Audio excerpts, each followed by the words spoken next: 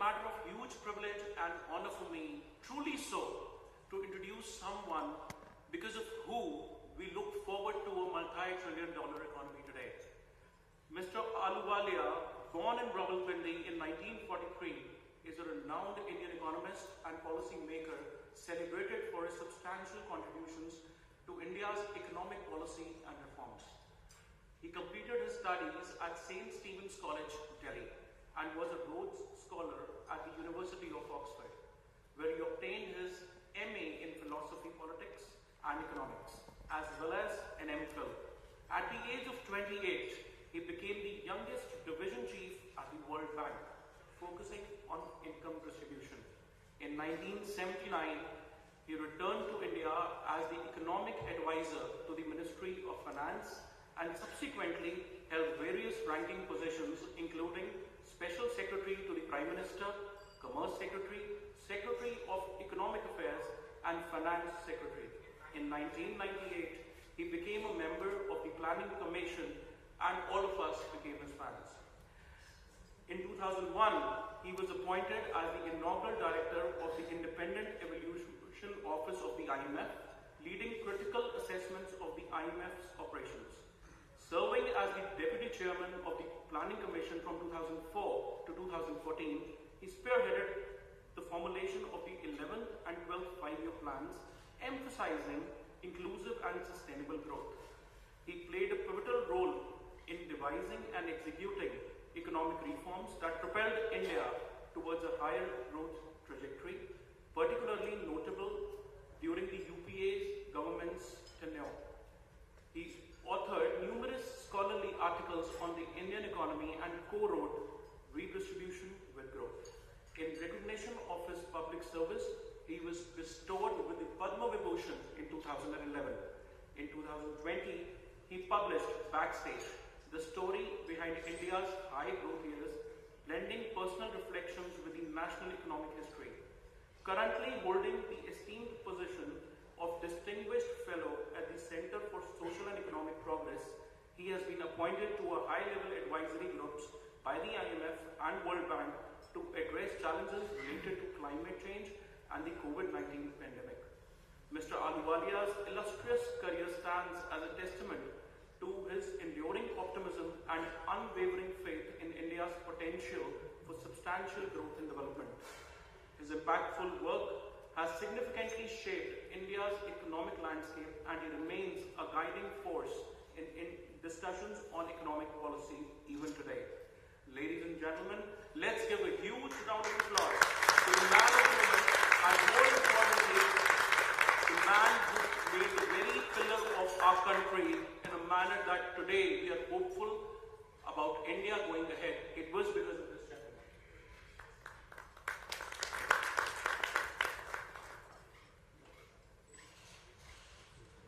May I now invite Mr. Mahesh Munjal and Dr. Kant to give a bouquet to the speaker.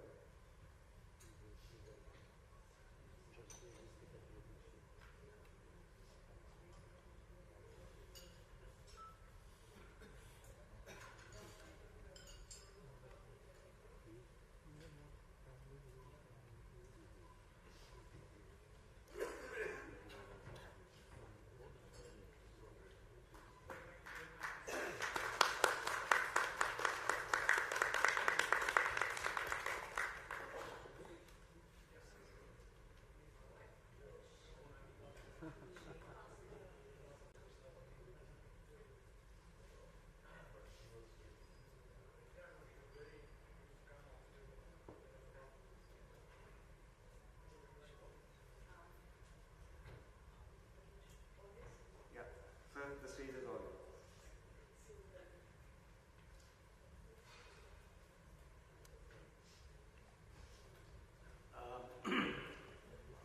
Mrs. Khan, thank you very much for inviting me and giving me the opportunity to interact once again with the Ludhiana Management Association. I've done that before and enjoyed it, and I'm looking forward to this interaction. Can I be heard, by the way? Yeah. Right at the back? It's okay? All right. What I've been told is that maybe 35 minutes or something. And then oh,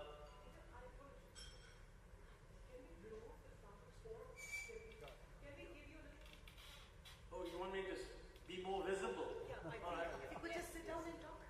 You could sit and talk if you can sit and talk. Sorry? You can sit and talk. Either way.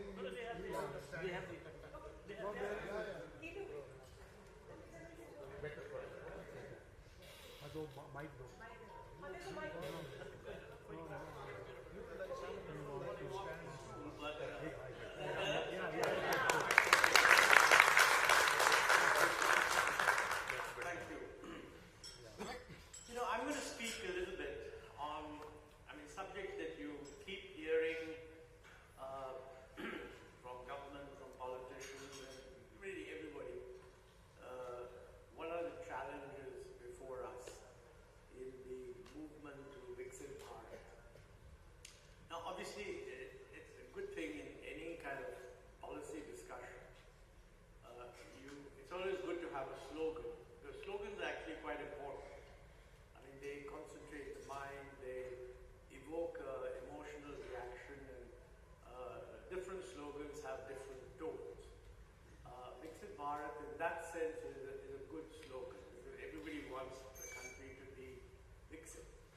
But then you need to make it a little more specific. So what exactly do we mean? Well, the way it's been traditionally defined is that it means India becomes a developed country. Until about in 1991, some reference was made to the policy changes that were brought about then.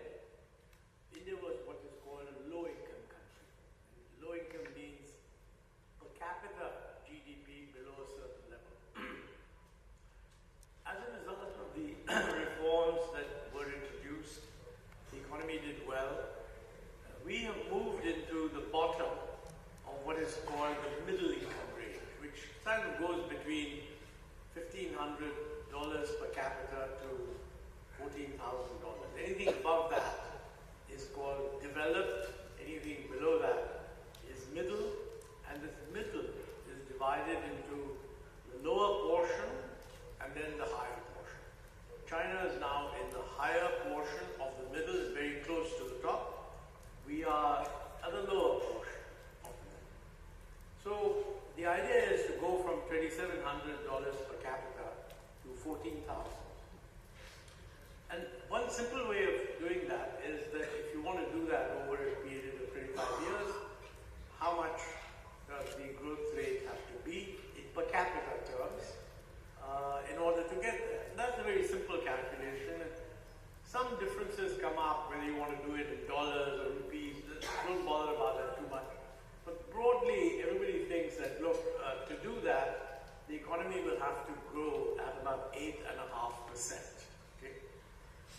Now, it's not until recently we had never grown faster than 5.5%. In recent years, particularly during the period 2004 and 2008, in those 4 years we grew faster than 8.5%, but then we slowed down. So, in order to judge performance, you have to recognize that there are going to be periods of high growth followed by periods of low growth. That's normal.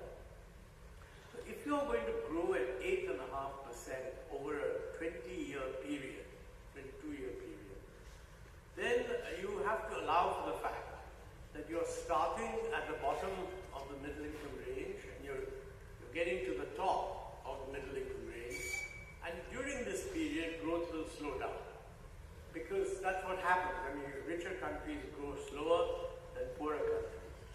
So the real target, if you want an average of 8.5, should be that in the first 10 years or so, maybe you should be aiming at 9.5, and then you should allow for some slowing down, and then further slowing down until you come to an average of something like 8.5 for that period.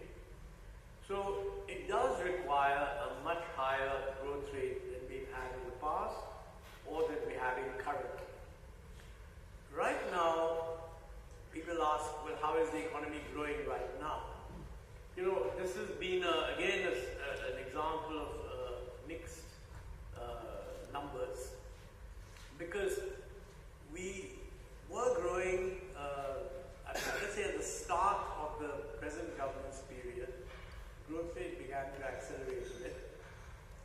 ran into the effect of demonetization, which pulled it down. A little bit later, you had the GST, which many people say wasn't terribly well handled. It was a very good program. I mean, I'm glad that it got done. Many people say that for small industries and medium industries, there wasn't enough preparation time to get them to handle it well. So there was a further slowing down. Then we got hit by the COVID. That is a sort of external, it has nothing to do with the government, it's a global problem. All countries suffered and we also suffered. After COVID, we began to recover. But you know, for about 3 years, we got an average of 7+%. And there was a tendency to think that this suggested the growth was really recovered. But this year it has slowed down. So I think to some extent, some of the high growth of the last 3 or 4 years was really a recovery from the effect of COVID, and the underlying growth was less than that. According to the estimates that have been made by many people, both in the government and outside, the current year's growth rate at the end of this year, when the numbers are finally out, will average around 6.5%. Some people say that the slowdown of the last quarter is a real worry, and it may not even be 6.5%. That we don't know. But the point is, let's assume that it's 6.5%. And let's assume that 6.5% is, if you like, the growth rate taking out the recovery factor from the COVID. 6.5% is much lower than what we need. So from a growth rate point of view, I think one of the targets must be to jack up the growth rate of the economy as a whole by at least 2 percentage points. Okay. Now, having said that, I should also say that, you know, Viksit Bharat doesn't just mean GDP growth. I mean, you can have a GDP growth in which some parts of the country or some sections of the country grow very rapidly, and in large parts of the country don't. That would not be very satisfactory, even if GDP per capita rose, because it would not be evenly spread. So I think when people talk about Viksit Bharat, they also mean that the growth should be evenly spread. Now, one of the critical things here, obviously, is who's dependent on agriculture. Our dependence on agriculture is slowly going down, but it's still quite high. I mean, about 45% of the population depend on agriculture. And you know, I think the government recognized that some years ago when the Prime Minister said that it is the objective to double farmers' income between 2015 and 2022, to double it. Now that suggests, in addition to the overall growth, there's a kind of a growth target for agriculture. That's the right thing to do. We don't have measures of how much farmer income has increased, so we can't say whether that's been achieved or not. My guess is it has not been achieved, because you know, to double farmers' income in something like 7 years, the growth rate would have to be something like 10% per year. The growth rate of agriculture is only about 3.6 so far. So the agricultural growth rate is certainly not up to doubling farmers' income. You could argue that you don't have to have a doubling of farmers' income solely from agriculture, but many of our farmer families are getting non-agricultural income also, because they work in agriculture for part of the year, non-agriculture for the rest of the year. But I don't think the evidence suggests that that growth has been such that farm incomes have doubled. So that issue of has the agricultural part of the economy done well is an open question. And you know, within that, it varies from state to state. I mean, that's another dimension, because you can get your growth rate, but if the growth rate is concentrated in some states and other states lose out, that would not be politically something that any government would be happy with. So actually, Viksit Bharat has to mean a broader spread, a faster growth of the economy, a broader spread of the growth to different segments of the economy and also to different states. In addition to that, I think it has to mean that you go beyond just the growth of income and go into the delivery of essential services. I mean, and that, because delivery of essential services means education, quality of education, healthcare, quality of healthcare. I mean, these are not, it's possible to have a high income but have a lousy healthcare. It's possible to generate very high income but not really have very good education. These are not things that will lead in the longer run to prosperity. So the metric by whether we judge is Viksit Bharat being achieved includes all these things. You can imagine ticking a set of boxes. GDP growth. Is it distributed to different sectors? Is it distributed to different states adequately? Does it do enough for health? Does it do enough for education? And you can go further. What is it doing to gender balance? Are the women benefiting as much as the men? You know, things like that. So it's a multi-dimensional objective. And of course, you know, part of the advantages of being a democracy is that you always have an opposition. So technically, a government could always be criticized that, okay, you have achieved this, but what about this? I think broadly, if you have 10, 12 dimensions that you want to tick, and most people would say that, look, maybe you won't be able to tick everything. But if out of those 10, you're doing well in 8 or 9 of them, then you're doing pretty well. And that's something which we need a database that will enable us to judge whether in each of these dimensions progress is being made. Now, some work is being done in different institutions. Sometimes you see this in newspapers. People write commentaries and so on. I would say that the general perception probably is that in most of these dimensions, we are making progress. It's not the case that we are not making progress. But I think for many people would say that maybe we are not making as much progress as we should. And secondly, we've never quantified exactly what do we mean by enough progress. I mean, take, for example, the differences in growth rate across states.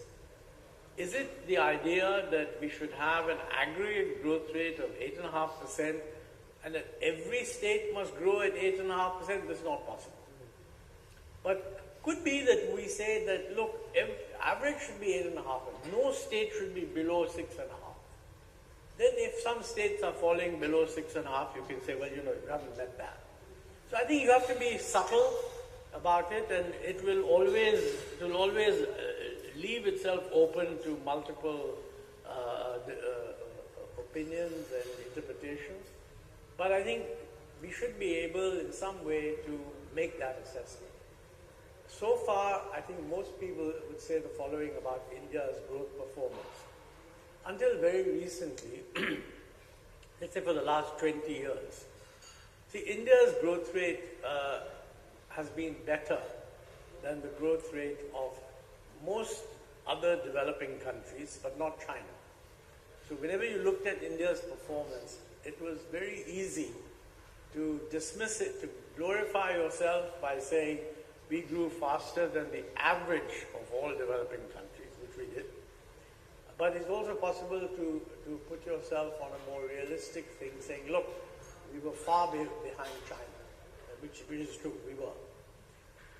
Lots of people would say that on things like health and education, etc., we didn't achieve as much as we wanted, but I think there's no doubt that we made progress in each of these things.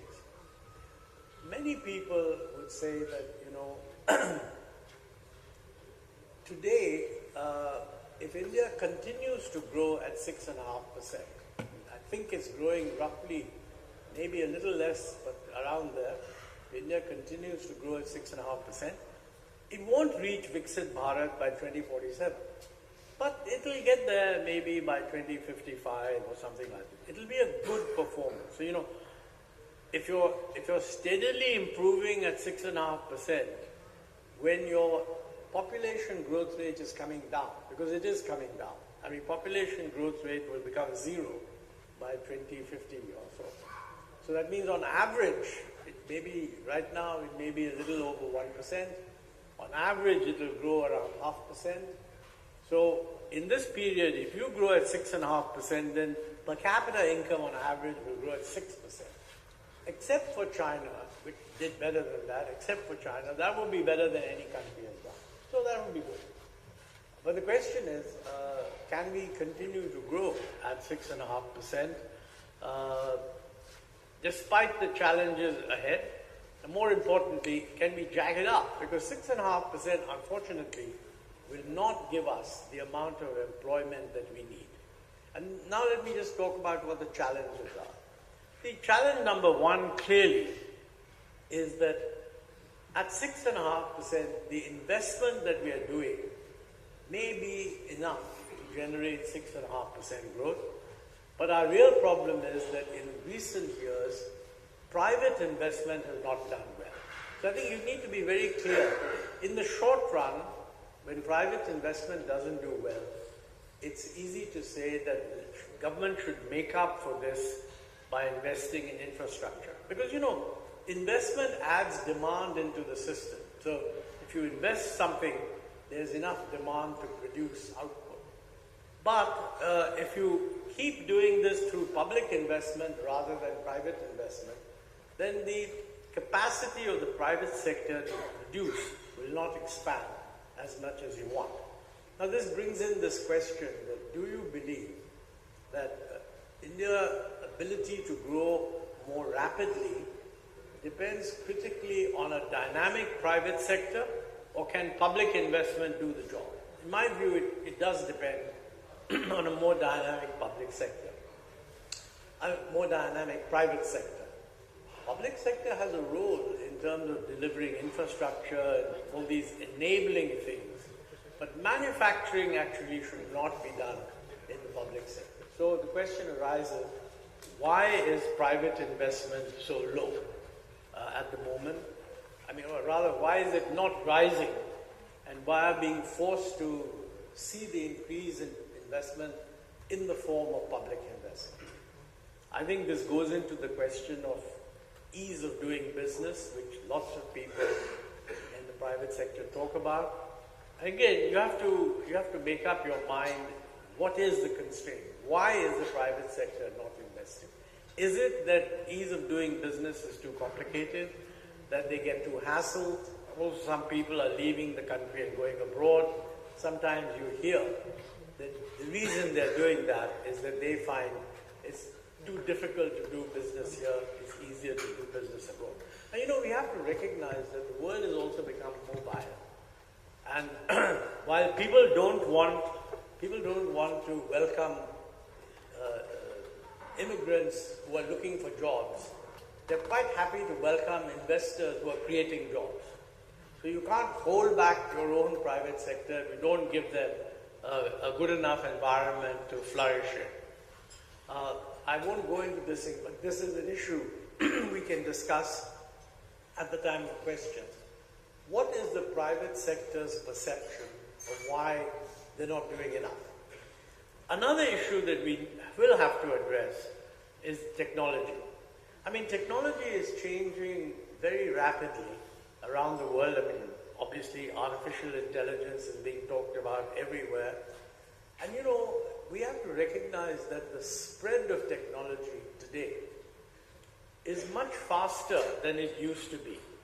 Like, I mean, you normally hear these things talked about that, you know, after the first motor car was introduced, how many years did it take for 50 million motor cars to be in the market? And it amounts to something like 20 years. When the first smartphone was introduced, how long did it take for several million smartphones to be in the market, and the scale shrinks? So I think new technology is coming in today much, much faster, even in India. I mean, the transformation in terms of digitalization in India in the last few years has been quite remarkable. Now this has two effects. You know, on the one hand, it's very positive, and it opens up lots of possibilities, because with digitalization, it enables people to do things, it makes them save time, increases convenience, makes people interact with the market who earlier didn't interact with it, and so on. But it also, digitalization and artificial intelligence, which is a higher level, will also create its own tensions. I mean, it will create loss of jobs, at least in some sectors. There will be jobs created in other sectors, but that may take more time. And those jobs will require special skills. So those jobs won't be created if we haven't built the skills necessary to support those jobs. So there will be a change in the character of jobs, but it has, in order to benefit from the possibility of new jobs, we have to produce the skills needed. And there, quite frankly, the education and skilling system will need to be very substantially modernized. Because frankly, our educational and skilling system is only good for delivering degrees. I mean, you come in, you work for 3 years, you get a degree. And in the days when you only wanted a degree to enable you to apply for a government job, so you say, I've got my degree, I'm eligible. But you know, if you're applying for jobs in the private sector, then the judgment will not be whether you have a degree, but whether you are functionally good enough to do the job they want you to do. And that's going to require much more than just certification. So that's another challenge, a whole range of things that need to be done. And frankly, states vary quite a bit in how they've responded to it. I mean, the level of availability of skills is much higher in the southern states than it is in the northern states. So what I said earlier, that, you know, you cannot be satisfied with a growth rate where the growth is concentrated in some states. It really means that the necessary conditions for growth have to be created not just in one part of the country, but more widely in the country as a whole. I mean, obviously, migration will take place, because if some parts of the country grow well, people from other parts will migrate to that part, and that's already happening. But I think you can't rule out the point that all parts of the country have the same ambitions to do well, to modernize, to create better quality jobs. And the only way those hopes are going to be realized is if the skilling factor is good. A more general, 2 or 3 other things that are relevant. You know, as an economy modernizes, it has to be open to the world, to technology, to products. Now, in order to be open, it must be able to import, and in order to pay for those imports, it must be able to export. So, the success of a country in a more open world is going to depend critically on how it's doing in terms of exports. Now, there, quite frankly, in the last few years, 4, 5 or 6 years, I mean, we have a funny situation. Our service exports are doing very well, which is a good thing. But goods exports are not doing well. Goods exports were doing well earlier. I mean, after the reforms, we slowly increased our share of goods exports in the world goods exports basket. But then in the last 5 years, that slowed down. So I think we need to look why are exports not doing as well as they should be doing. Several ways of exploring that. I think one of the important things is that we should sign up free trade agreements with groups of countries, because, you know, the multilateral trade liberalization that used to take place under the WTO, that has stopped for a variety of reasons. The developed countries now are more interested in regional trade agreements.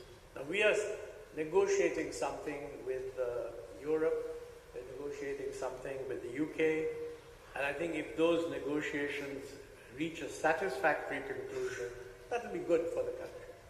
But you know, I must mention that in making these negotiations, we have to realize that opening up means that we have to give something in order to get something. And I think our mental attitude must be one that it's not something that you just demand access. They will demand certain things, and we have to be willing to respond. And that balance is always difficult to strike. So somehow our negotiators have to do the hard work, make the balance, and persuade the country that, look, the trade-off here is a good one. That can sometimes become a problem. I mean, for example, my view was that we missed an opportunity of signing up with RCEP, the Regional Comprehensive Economic Partnership with the East Asian countries. The Prime Minister went there, I forget now, 2017 or so, to sign that agreement, but at the last minute we decided to opt out of it. Newspapers say that industry lobbied hard because they didn't want to be subjected to competition with China. Now we have to recognize the fact that China is part of global competition. So India cannot join the world if India also says we cannot compete with China. We have to ask ourselves, what is it that's holding us back?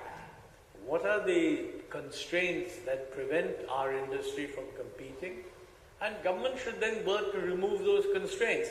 It's not a solution to say that we can't do this and therefore we're not going to do it at all. Because if we do that, then all the other groups will form interrelated chains amongst themselves, leaving India out.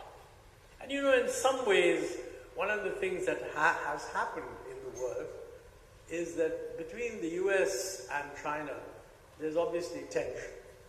And the US is trying to, if you like, reshape its supply chains to reduce dependence on China. They're not eliminating, but they're reducing the dependence on China. So that is what people say, that look, other countries will be able to benefit from that, and India could be one of those countries. So far, the countries that actually benefit are really Vietnam and Thailand and even Bangladesh and governments, not India. So I think that we need to ask ourselves this question, that why is it that we are not able to do this?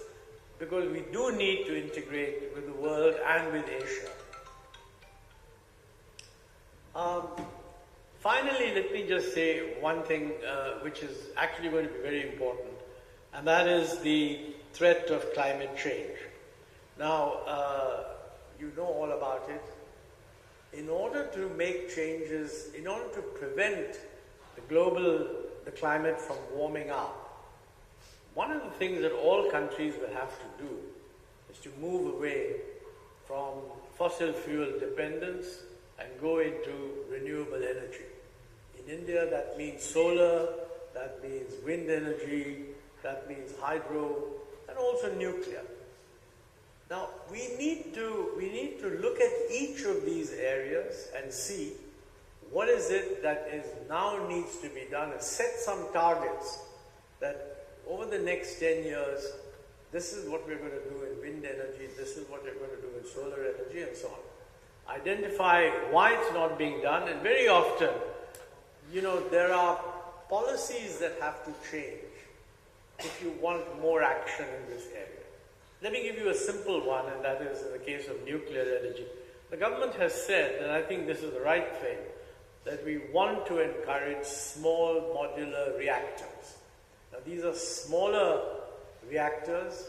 They can be mass-produced, so you don't have to construct a huge reactor at one site. You can construct parts of it elsewhere. So that's a job opportunity for the manufacturing sector.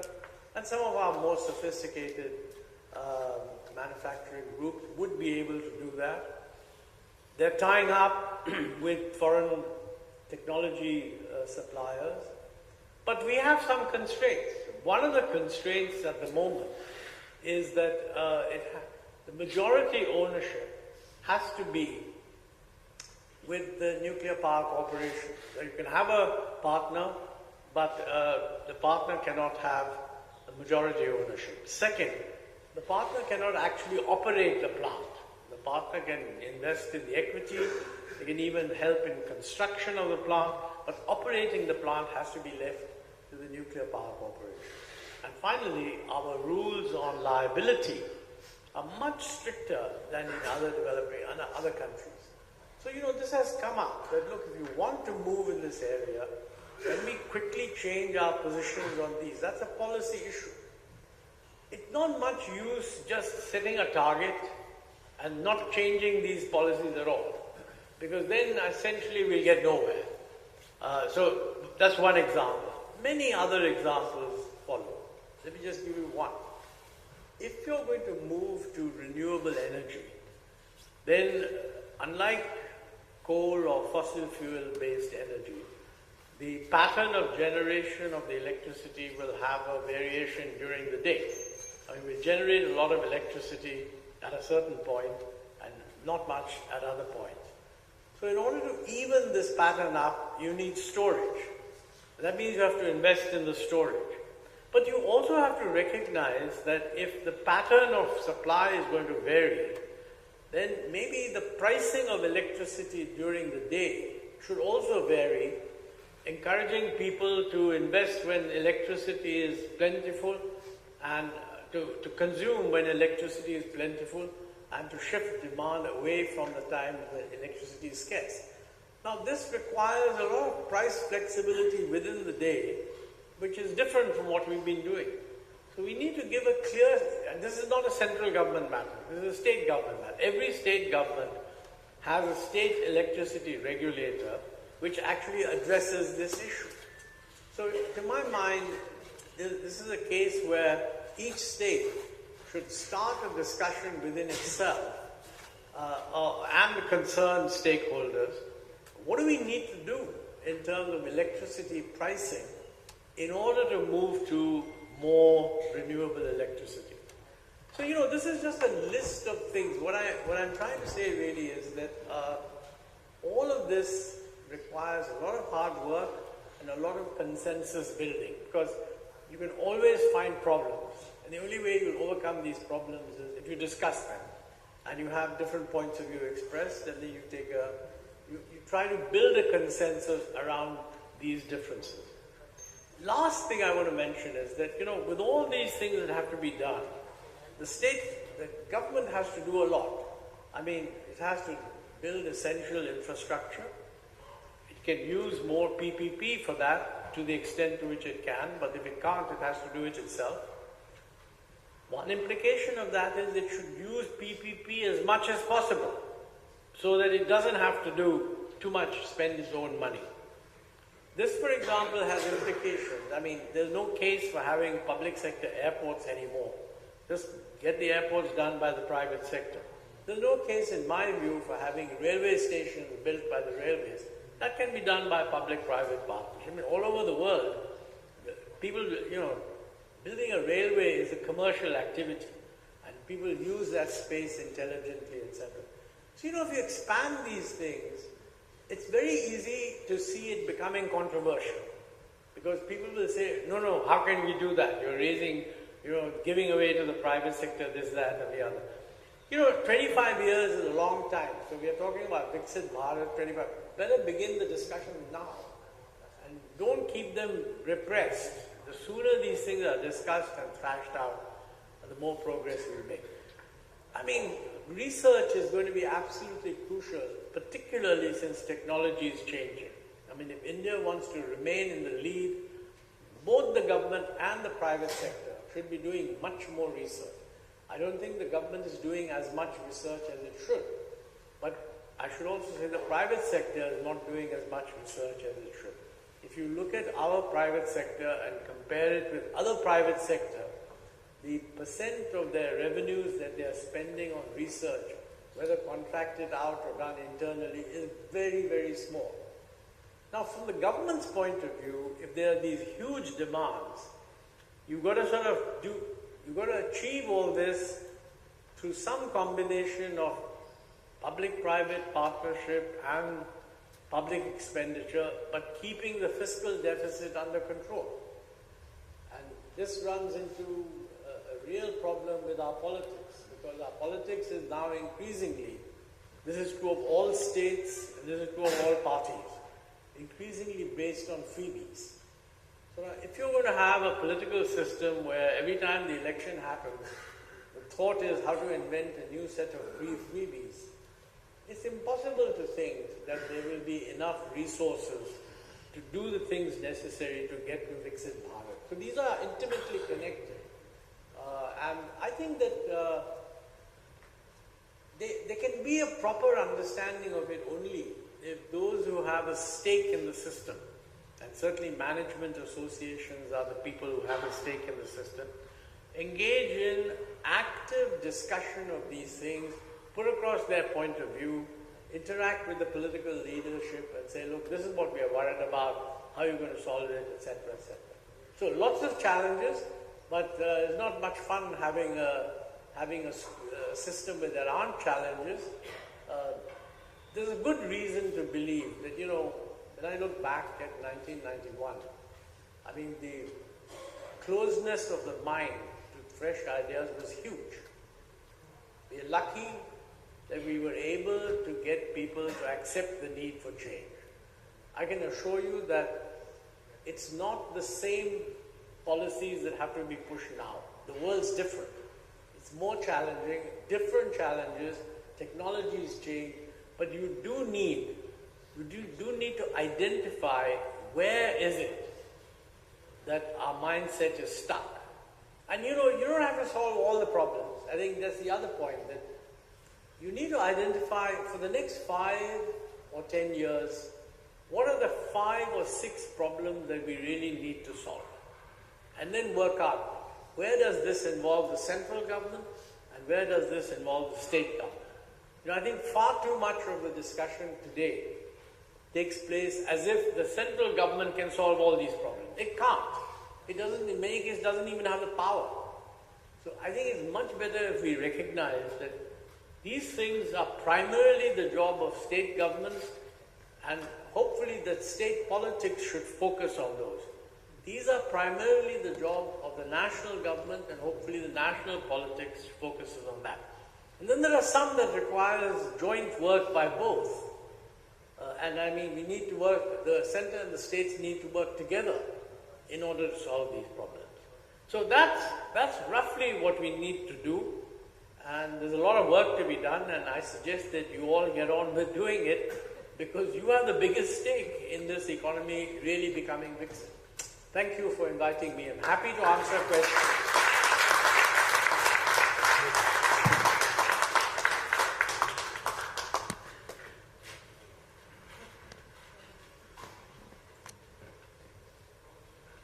Yeah.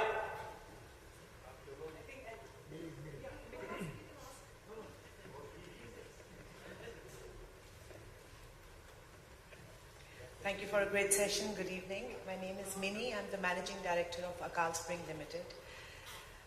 We spoke about 25 years economics, what needs to be done, what doesn't need to be done, the path forward. We haven't spoken about the optics of a country the minute somebody lands in. The optics of India is poor. The minute somebody walks in, the traffic, infrastructure, the poverty is right there on our face. These are the real problems that we face when our foreign buyers come in, are overly crowded. What's wrong with this country? China's done a good job with optics, where we failed. What do you think the country, the city, the state, the central government needs to do at least to clear the optics of a country better? I thought I kind of identified the areas that we need to act. Remember, China achieved what it did because it grew at 10% per year for 30 years. I can assure you that if we had grown at 10% per year for 30 years, 80% of these problems the optics would not be that, and you would see the results. The question is, why can't we grow at 10% per year? And that is all these other constraints. The Chinese never believed in any freebies. There are no freebies in China. They just get out and do some work. They're much more, of course, they're not democratic. So if you disagree with the Chinese government, there's no way that you can stop anything happening. Now, we're a democratic country, and I don't think we want that. So that's why I'm saying we can't do 10%, but maybe we can do 8%, 7.5%, something like that. But it won't be done if it's at 6 going down to 5. And that's really the name of the game. Good evening, sir.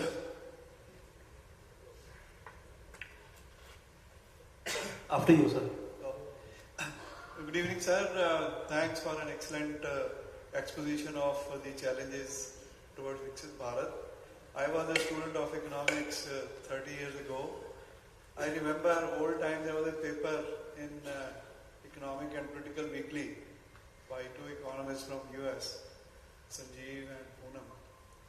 And they tried to estimate the amount of unaccounted economy. And a few years ago, the head of the Statistical Institute resigned in controversial circumstances. Government playing with data. What is the size, my question, direct question is, what is the actual size of economy? Has anybody made an estimate? We are talking of 3 trillion now. Some people say we are already 5 trillion if you take the unaccounted part into it. No, I mean, look, you can always question numbers, but there's no debate on the size of the economy. It probably is below 3 trillion at the moment, okay? I don't have the exact number. So I don't think there's any doubt about that. We will become I think some newspaper says we've already become the 4th largest because the next country was a little bit above us and some numbers may have come out. I think the other side of the coin, that there's a lot of unaccounted economy, that's true also in every country. So all these numbers are about the measured economy. I don't believe, by the way, that the size of the size of the so-called black economy is huge. I mean, it's there everywhere. But I don't think that is such a big problem. Good evening, sir. Let me sit here.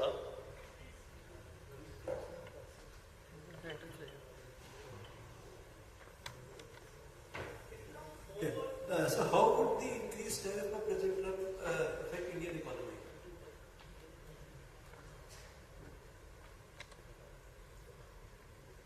Shall I repeat?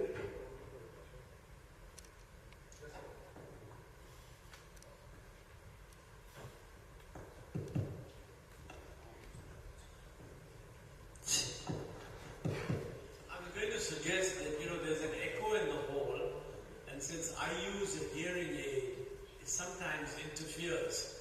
So those who want to ask questions, I'd be very grateful you come forward, and then you can ask your question. It'll be easier for me, so that I don't misunderstand. So come forward.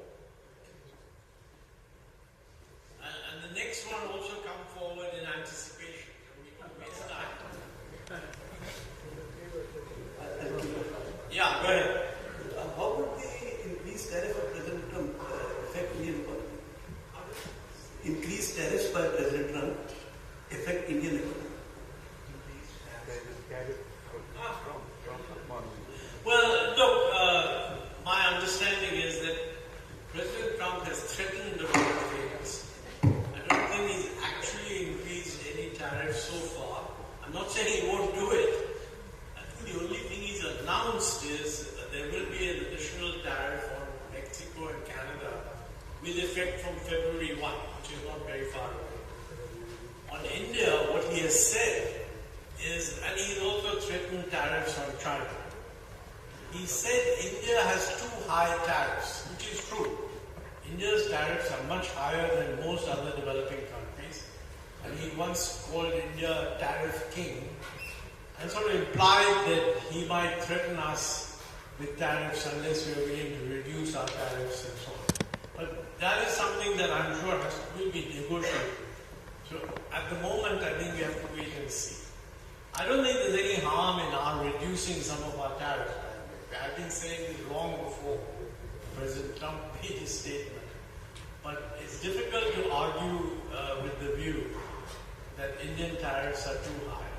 Even, some of our own government economists, Arvind Panaglia, for example, has said that India's tariffs are too high.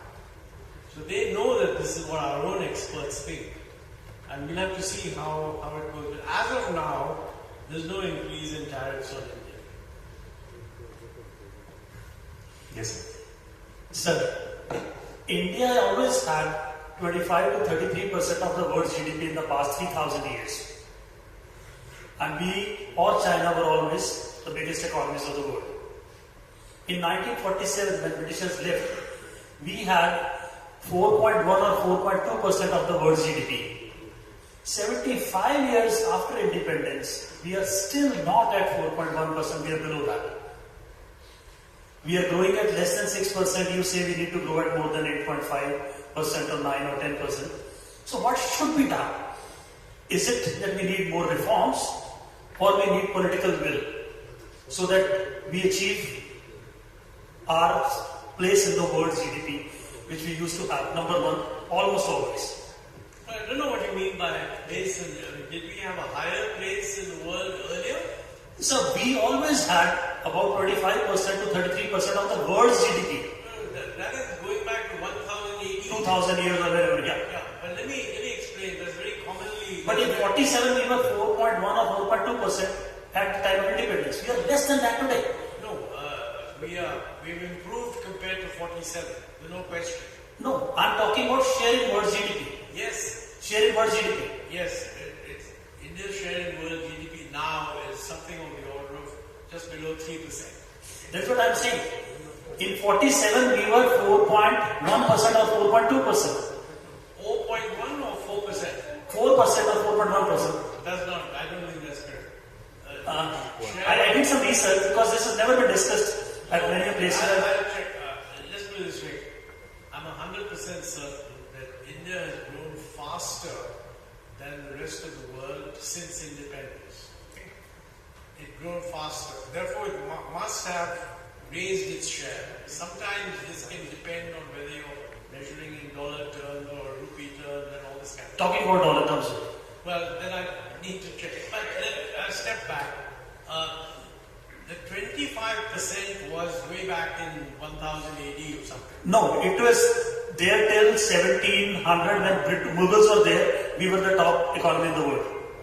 Well, in the reign of Mughals.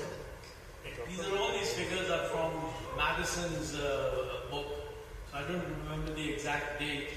But actually what is true is that till about 1700, most countries were more or less growing at roughly the same rate. China was also 30% of GDP.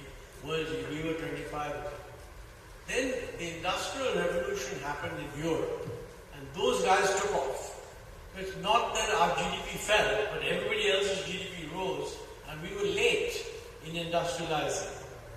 So that said, the point you're making is valid in one important respect. Why are we not able to grow faster? Well, what I said was that the 91 reforms kicked up our growth rate by about 2 percentage points.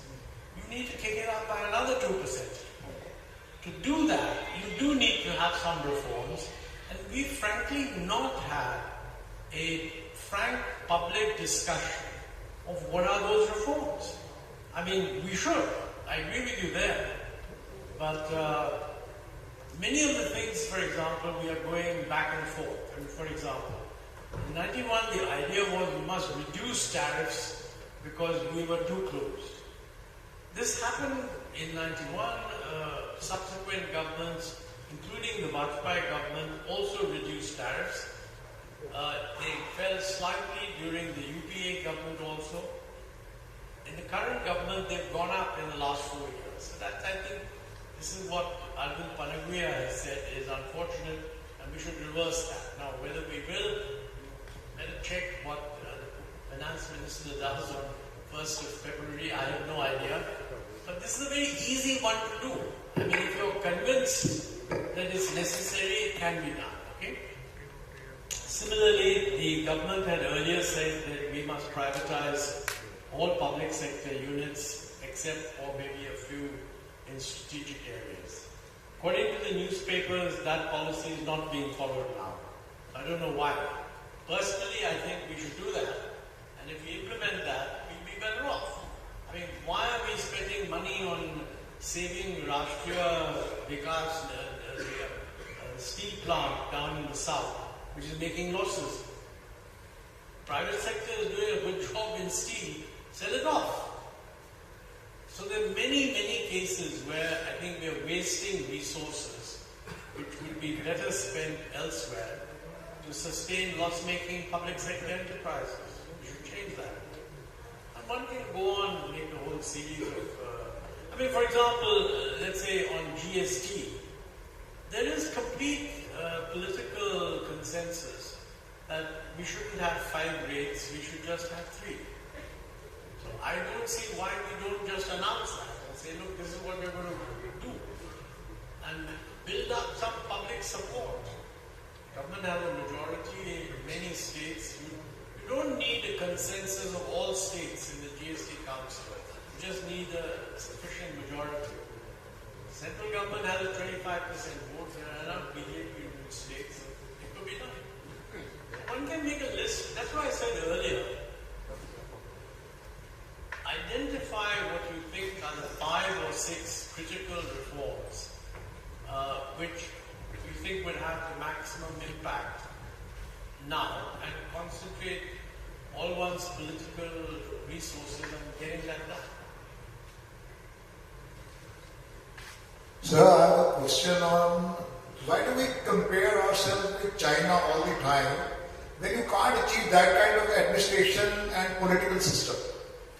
Because there we are far behind. We should have our own line, the way countries are, which are politically, democratically being governed. Because you cannot match those things which they have done from 1990, you are well aware. And how did they do it? You are well aware. We all are well aware. As of now, India needs that. India doesn't have that kind of manufacturing capability and discipline in all facets, from banking to customs to the innovations. They did a lot of things which were dictated by the party when they sent their best looking students to US, brought the technology back, and a lot of things they did which we won't do, or we are not overtly doing. So why compare ourselves always with China?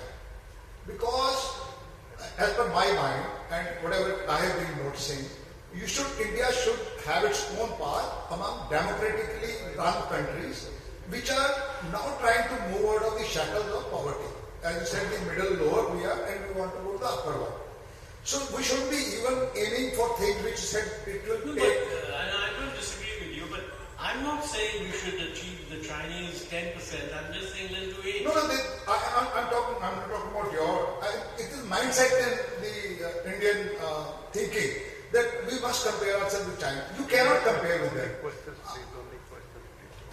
My question is, why are we comparing always with China? Second part, when you brought in the reform, there is a facet which you said climate. Environment was overlooked. It was badly overlooked. In water, air and soil we are doing too badly. Nobody paid attention to the environment part of it when we are trying to get industries to manufacture, produce more goods. We just look the other way around, and once you visit Ludhiana daytime, you will have the results of that. Only looking at manufacturing without environment consideration. That's my question. Why did we overlook that? Thank you. No, that's a very good question, and I agree with you that the environmental consequences were, if you like, overlooked or not appreciated or whatever. It's only in the 11th 5-year plan we noticed this, 12th rather.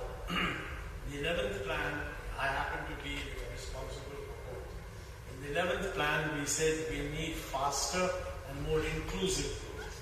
That was the recognition that, look, now that the reforms have given growth, we must also make the growth inclusive. Okay? So we try to emphasize that to something in agriculture and so on. In the 12th plan, we said faster, more inclusive and sustainable growth. And that is absolutely correct that until then, we had not put it at the top of the planning agenda. But now that we put it there, I think we do need to identify what needs to be done. Some of this will involve, things like pollution control, etc. There is no alternative. You just have to insist on it. And industry must bear the cost. The real problem is that very often the small industry says that if we bear the cost, we will not be competitive vis-a-vis the middle industry. In that case, the small industry should have exited the field and let the middle industry do it. But that's when the politics become very difficult. And nobody is quite willing to do that. So it's an internal, some of these things, there's no alternative to making the public aware that there is a cost, it's being borne, and can it be done differently? Yes, sir. Very good evening. First of all, thank you to LMA for bringing you here. So, coming from whole of the country to Punjab now, so you were heading one of the special assignments during the Congress government after the COVID, specifically ease of doing business. So I believe many of your suggestions were incorporated and some are still hanging in between. So my questions to you, sir, you've seen Punjab industry internally, right? And you very well mentioned that the way progress is the dynamic private investment. And if we talk about manufacturing, it has to come from the private entities. So looking in the challenges, not talking about the country, Punjab particularly, what measures the government or we the industry have to take to move forward? Thank you, sir. Well, you mentioned that I was asked to look into this. In fact, Captain Amrinder Singh Ji, when he was Chief Minister, the UPA government had just finished. This was actually just after that, in 2020. He asked me to set up a group which could look at Punjab and sort of make recommendations to his government.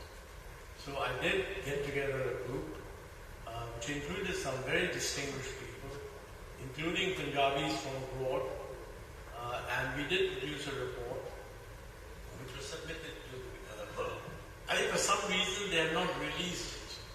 I don't know why. Maybe you should get them to even the present government.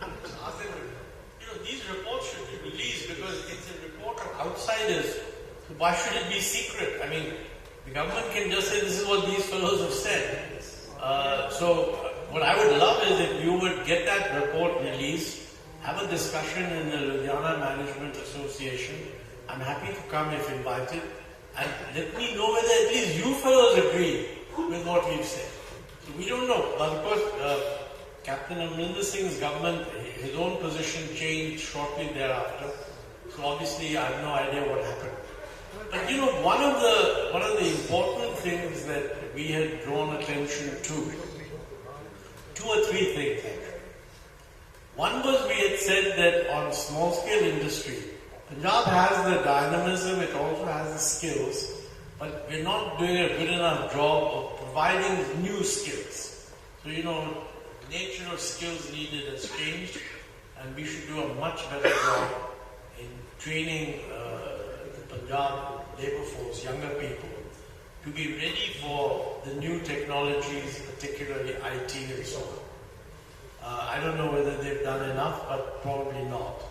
Second, we had said that, everywhere in the world, startups are a very important phenomenon. And I had suggested that you should create a sort of a kind of a innovation mission structure for Punjab. I believe such a thing was created, it still exists. I'm meeting some new startup people tomorrow, but I don't know how well it is being supported. So that's something that's something that was done, a unit was set up. It would be good to talk to them and say, look, what more can be done? Are you getting all the support you need? The last point, which is something which many states have been told, that ease of doing business is a buzzword. But what it means actually is that in many, many states, the regulations and rules and so on that a businessman has to follow are so complex that it's not such a big problem for a big industry. You can hire a couple of fellows who take care of all this stuff. But for a small business, that's very difficult.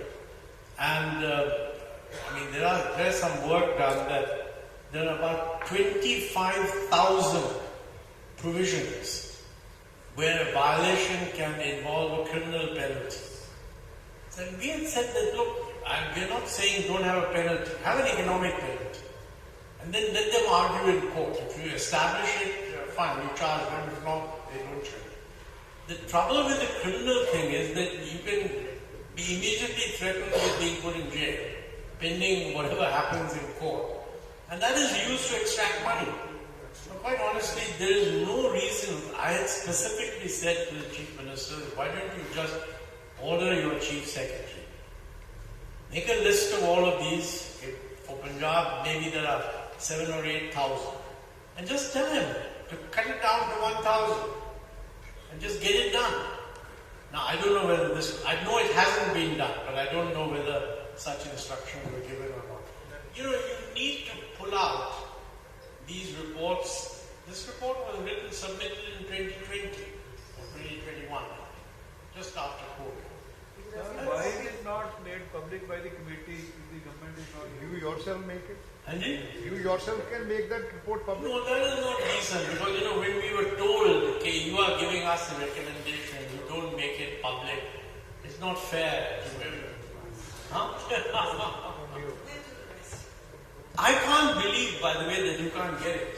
I mean, if you had a halfway digital press, there's nothing that the press, if they want, they can't get. And this was given to a chief minister who's gone. He's no longer chief minister, so what's the about it? So you should, I think it's useful. You should subject that report to very critical analysis. Even rubbish some of it. But I have to tell you that committee, one of the members of the committee was Ajay Banga, who has become president of the World Bank. So I'm going to suggest to Harpreet ji that she should invite him. The next time he comes to India, he's bound to visit. He should come and visit Ludhiana and hear you guys comment on his report. And let him, he was a great votary of the digitalization phenomenon. He took a lot of interest in that. And that Punjab can benefit. And I know, for example, that his view was that digitalization would help agricultural productivity. I've been to the institute in Roper, quite close to you, which is doing some very interesting work. I mean, young fellows, one of them has found a method of calculating a basic monitor. You can tie it around the neck of a cow, and it gives you all the information about the health of the cow, including when it's the ideal time for artificial insemination, because that can also be measured. And if you get the timing right, the artificial insemination can be very successful. So he told me that, King Charles heard about this, and he had asked for one of these things to be sent to his farm in the United Kingdom. King Charles, then Prince Charles, and now King Charles. So that's quite interesting work. Now, what has happened to it, I think you should take an active interest in digging out that report. And my suggestion is you please invite Mr. Mangal, because after all, he's the only. No, Hindi is also very useful.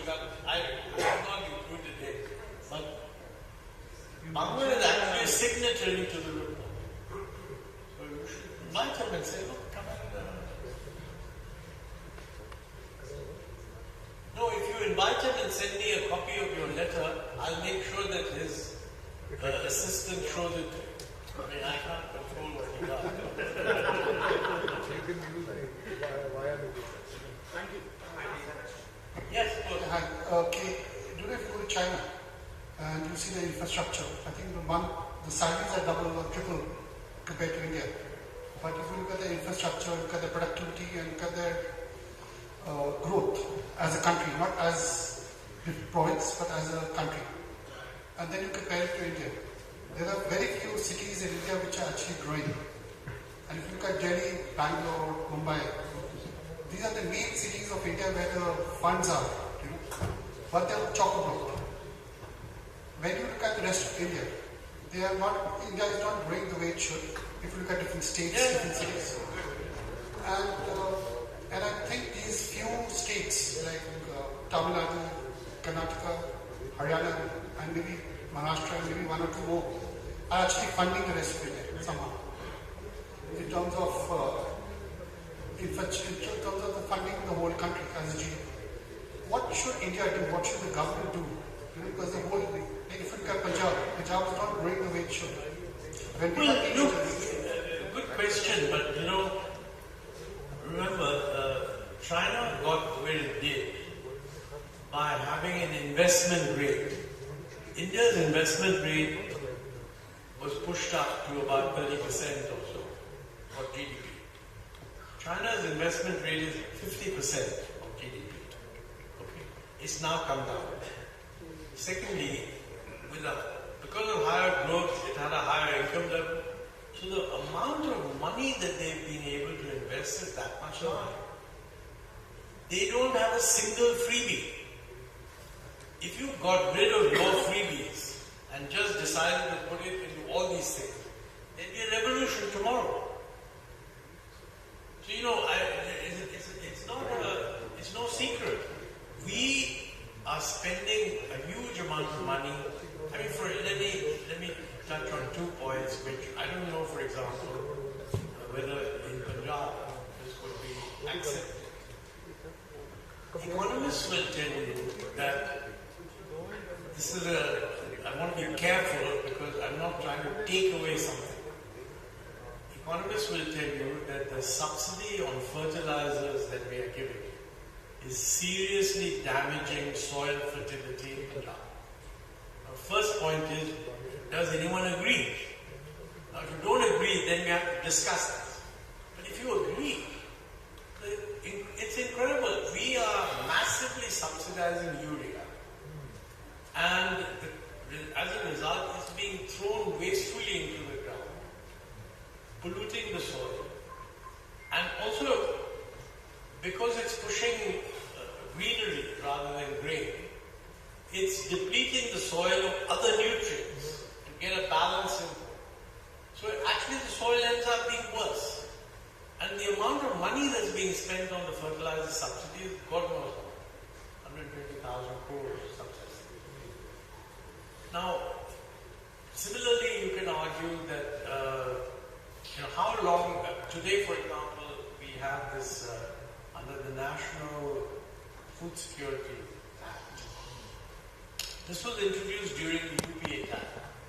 I was critical of it. I felt that it was not the right thing to do because there was very strong pressure then on the government that food security should be universal.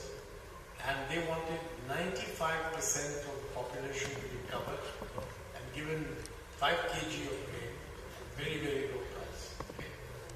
We argued very strongly that this is not necessary, poverty is not that high.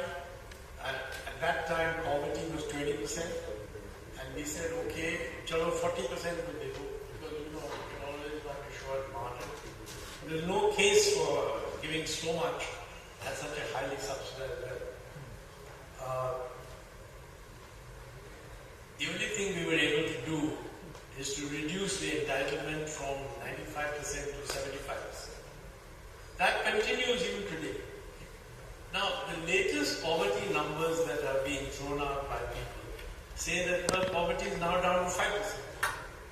So, either the poverty numbers are wrong, and I would not say it's 5%, no, it's not 5, it's 10, it's 15, even 20.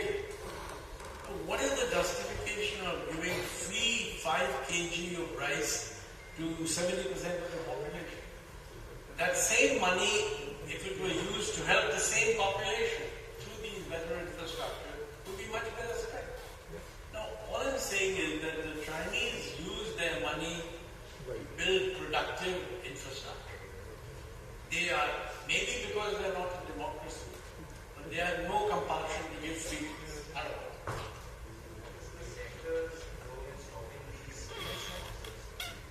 Centre cannot stop state-sponsored schemes, but Centre can stop its own schemes. I mean, the food thing, for example, is a central government subsidy. But it will run into, I urge you in the Ludhiana Management Association to take a frank look at it. For example, one issue that will come up is that if you don't want to do that much of free provision of grain, then obviously the total demand for grain from the public distribution system will fall. Now, are you able to persuade farmers that they can still produce agricultural products and get a remunerative return? Now, if you look at the rest of the country, Punjab has not diversified at all. The rest of the country has diversified big time into fruits, vegetables, yebo and all that. None of these things have a minimum support price. So how come farmers in Maharashtra growing sugarcane, not sugarcane, but strawberries and grapes and things like that. Other fellows are growing vegetables, none of which have an MSP. Now, they wouldn't be growing it if it's not profitable. I agree it can be more efficient. But it requires a kind of big change. And you cannot do that big change without discussion, hearing the farmers out, hearing what is their viewpoint, addressing their problems. We're not discussing, we're not doing that. Second last question.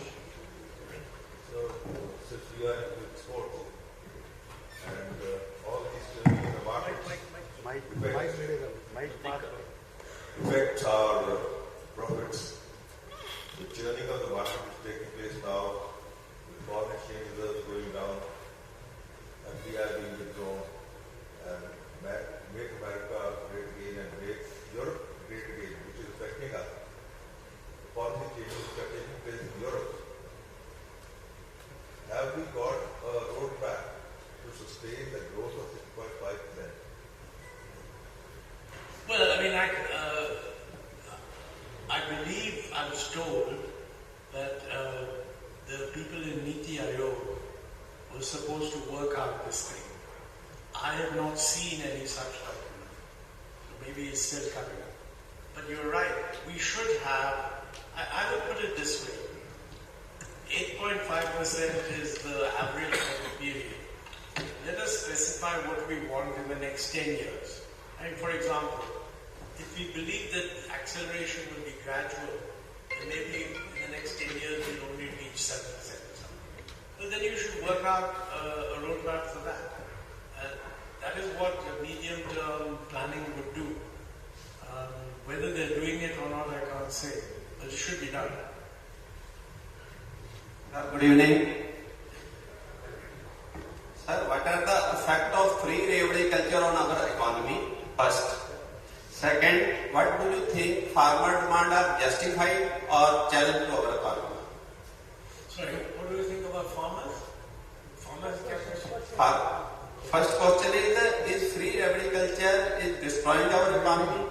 He's already answered that, I believe. Yes, partially answered and... So let's move on. So the first question was about freebies from the state.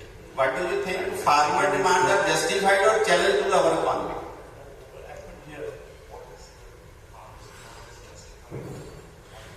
No, I don't know which demand you're referring to. MSP main demand there and Manrega, doubling the Manrega salary wages. Well, I don't want to, without knowing exactly what the demand is, I don't want to comment.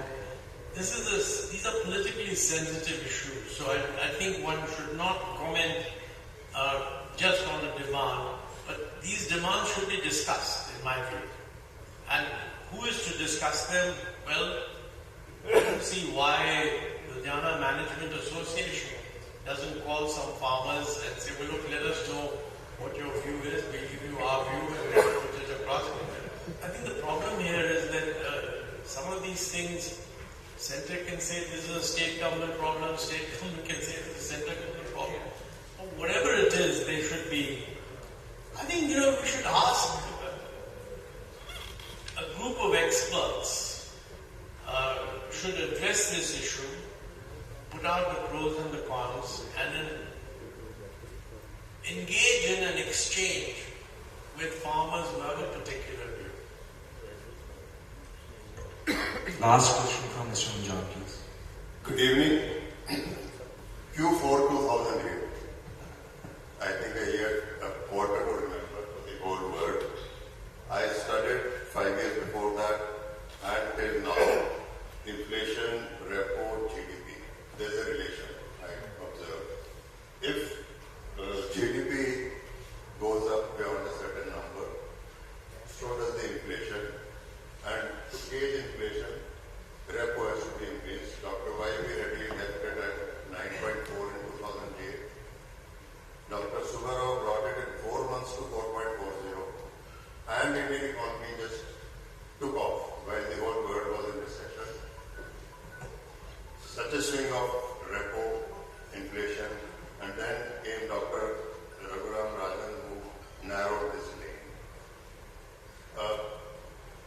for us to know what is going to happen, because pains and gains of these both periods are pretty bad. You invest a lot and then in 2011 again the recession started.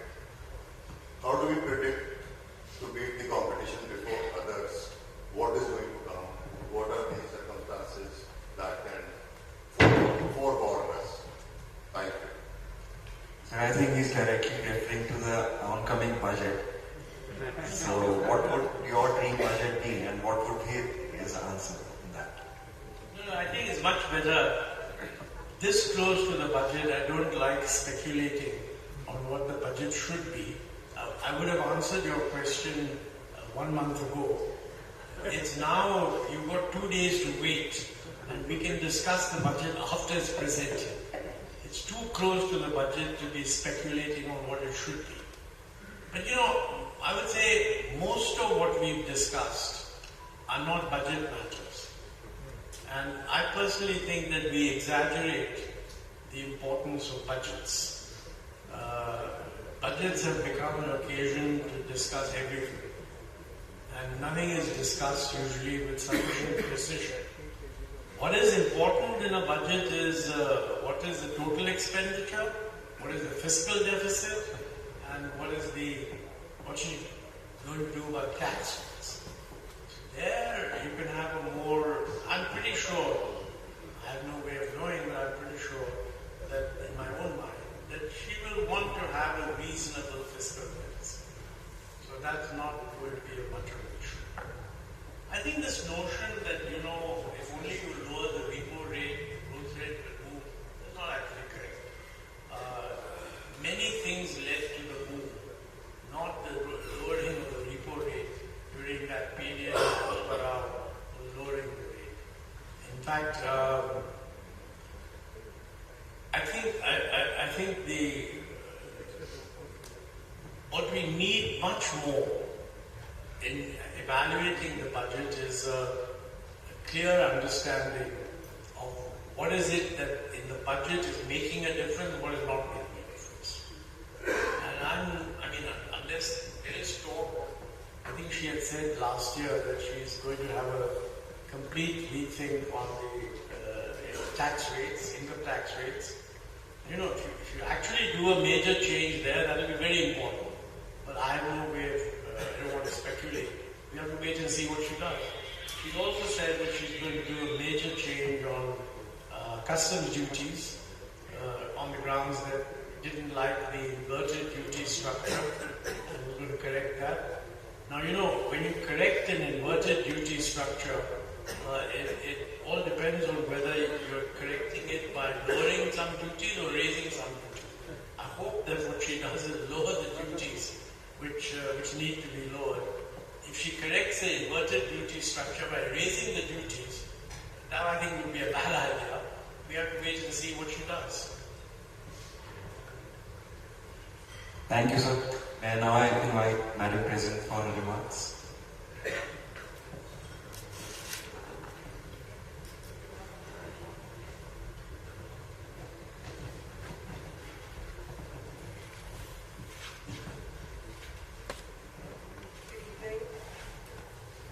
Am I audible? Yes. Lovely. This is one day in my term of about 13 months now when I don't think presidential remarks should be asked for. After a gentleman like Mr. Montek Singh Ahluwalia, everyone, please give it up for him.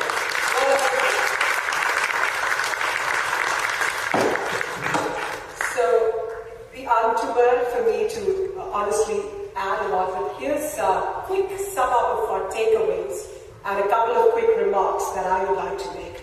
I think Mr. Ahluwalia is saying we need to spend more on R&D. You'd be shocked. India spends less than 1% of its GDP on R&D, which is horrible. He's also saying spend more on technology, automation, service sector.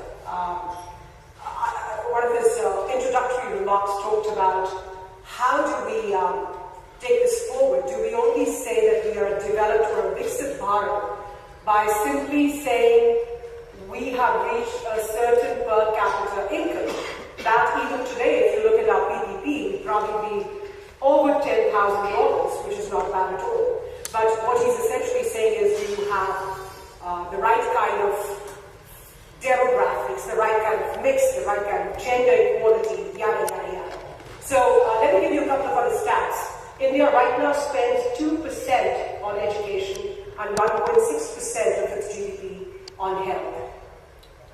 Two basic things that we are totally missing on. So I see him saying that we need to spend on that, we need to spend more on the service sector. Categorically and evidently you can't do without it. Just to put that into perspective, healthy economies all over the world would have at least 50% or more of service sector, least of manufacturing, least of agriculture, and then a middle level of manufacturing. I think out of a $25 trillion US economy, you would say 2% would be barely agriculture, and that itself would be more than our 45 or whatever percent we have. So the fact that we have only 31% service sector, despite being an English-speaking country, the biggest legend the legacy that the British left us with, and we haven't used it to our advantage. All this conversation about China, India, and we haven't used the fact that everyone here could. At least till I remember when I was growing up, we could do decent English. I can't say that anymore. But that said, and we couldn't use it to our advantage, and we only have 31% of our catalog of the tree is service. That itself is huge, something to ponder on. So he's saying we need to do that. He's of course saying decrease freebies, privatize. He's talked about railways, he's talked about steel plants and such. Now we've seen things that held us back. We've gone from licensed Raj all the way from independence to COVID right now. We know the things that have held us back, we understand, demonetization and so on and so forth. But what do we really need to do is a question mark, which few things I believe Mr. Ahluwalia has put in. For example, one of the very good suggestions that he's given is to have a great market region collaboration. I think we were late for ASEAN to begin with. The most successful one has been EU, though it's going through a lot of challenges in the past decade or more. SAFTA is very successful in Latin America, and we talk so much about BRICS. Then there's UP, MECA, and NAFTA, and whatever we want to call it. But we don't have, he's talked about trade barriers and how we have very high trade barriers, but nowhere are we using such collaborations to our advantage. We're such a massive country, both in terms of the consumer base and in terms of the imports that we do. Look at how limited it has left us, because Pakistan is not a friend, so our dependency is on China, and that trade, that import has consistently been increasing no matter how many bans and sanctions we put up there. So it's not helpful. To put that into perspective, Deng started, I think, liberalization or opening up the Chinese economy somewhere in 1975, if I'm not wrong, and we started in 1990 or 91. So essentially we are saying we're 15 years behind them. So a question that I leave you with today is, would we be what China is today by 2040? I don't know. I doubt it. Thank you for a very patient listening and joining us today. Over to Lokesh. Thank you so much, ma'am, for those remarks. May I now invite Mr. Ashok Sethi and Mr. Ashpreet Sahni to present a memento to the guests.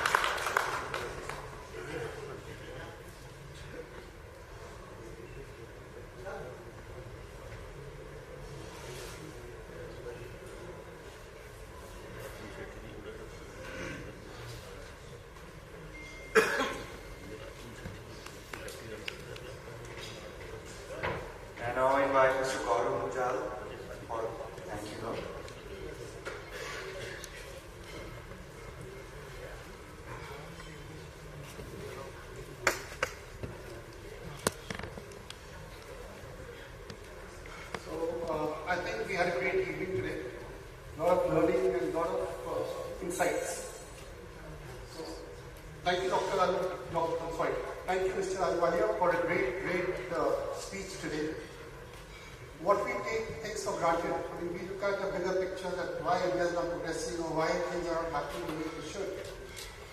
But it starts from us and ends with us. If we don't raise our voice, if we don't do what we need to do, then we can't blame the country. We cannot blame the people.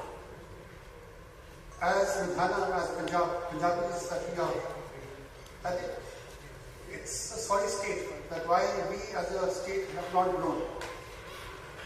And like Mr. Ahluwalia said, it is something to do with the government, something to do with the private sector. So I think going forward, we do need to keep our eyes open and we need to raise our voice. We need to be there. And more than anything else, I think this is the time for India. And if you look at the European Union or if you look at the US, everybody is slowing down. But this is a golden opportunity for us. We deal with the US. So, I mean, I know that China, people are now looking at other than China. You know, they're trying to have a second base. So this is a great opportunity for India to do the exports, to do the manufacturing, to do the services. And I think if this is the chance. So if we plan today, then only we can go forward. So thank you for the great insights. And thank you again. And we have dinner. So thank you.